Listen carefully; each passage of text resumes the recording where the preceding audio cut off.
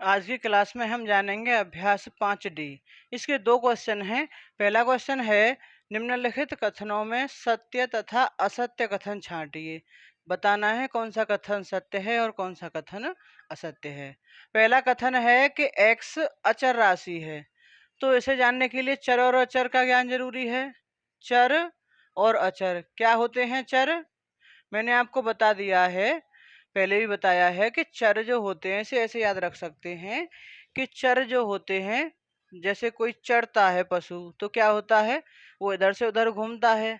इसका मतलब उसे ऐसे रिलेट कर सकते हैं कि चर जो होते हैं इनका मान बदलता रहता है और अचर जो होते हैं उनका मान फिक्स रहता है। चर जो होते हैं, एक्स ले लीजिए, वाई ले लीजिए, जेड या ए बी सी। और अचर जो होते हैं 1 2 3, 1/2, 1/7, 1/11, कोई भी गिनती वाली संख्याएं जो होती हैं इनसे हम परिमेय संख्याएं बना सकते हैं।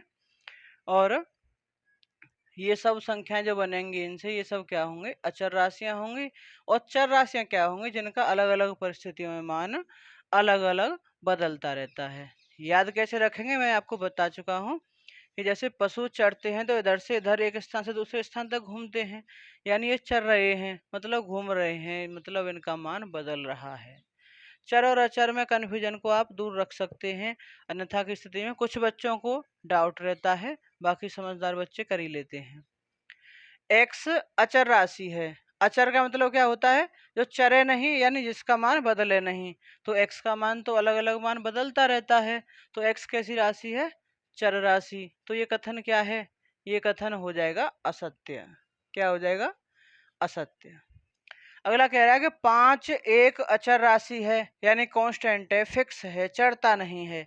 तो 5 चरने का मतलब, मेरा आप याद करने के लिए बता रहा हूँ, इसका मतलब नहीं होता कि चर रहे हैं। ध्यान है ना? 5 एक अचर राशि है तो अचर है बिल्कुल, तो इसे क्या लिख देंगे? सत्य।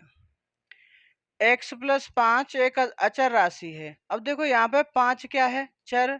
और x क्या है? अचर। अब ये जो x + 5 है इसका मान इस x के मान पे डिपेंड होगा। हम x का मान 1 लगाएंगे तो कितना हो जाएगा? ये 6। 2 लगाएंगे तो 7, 3 लगाएंगे तो 8। यानी x के मान के साथ साथ ही x + 5 का मान भी बदल रहा है। तो x + 5 कैसी राशि है? ये चर राशि है।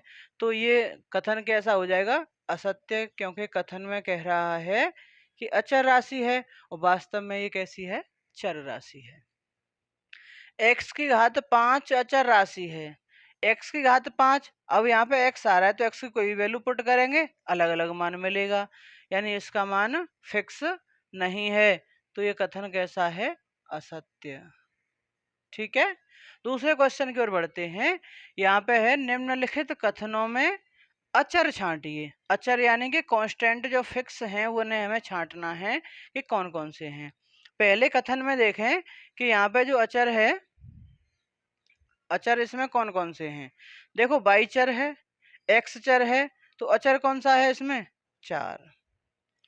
इसी प्रकार दूसरे में देखें कि वाई भी चर है और एक्स भी चर है, तो इसके अलावा क्या बचा? 7। तो ये 7 क्या है?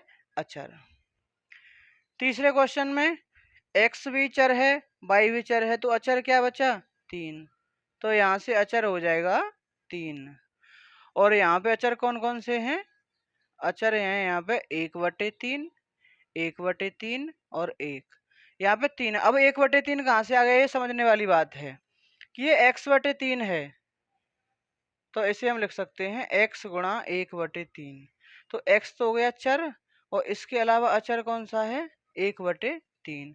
अगर पूरे x/3 की बात करेंगे तो पूरा x/3 तो हो जाएगा ये चर, x चर, और 1/3 क्या है? यहाँ पे अचर राशि है, यानी कांस्टेंट है, फिक्स है। तो 1/3 यहाँ से, 1/3 यहाँ से और 1 यहाँ से। उम्मीद करता हूँ ये एक्सरसाइज आपकी समझ में आई होगी, और अगली क्लास में मिलते हैं अगली वीडियो के साथ।